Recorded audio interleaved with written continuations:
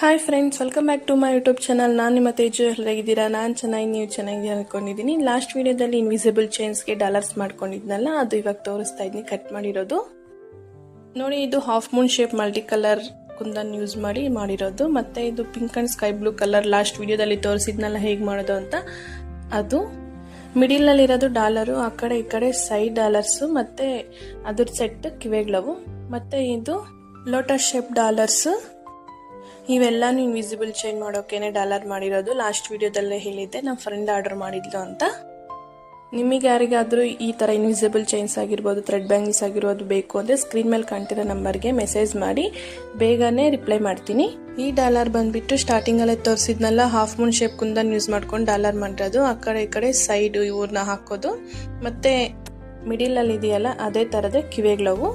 ನೋಡಿ, ಇದೊಂಥರ variety invisible chain dollars.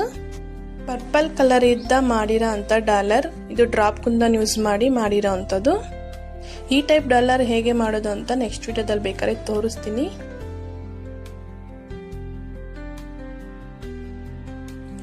ಈ ರೀತಿ ಡಾಲರ್ಗೆ ಸೈಡ್ ಎಲ್ಲ ಇಟ್ಬಿಟ್ಟು ಚೈನ್ ಮಾಡೋದು.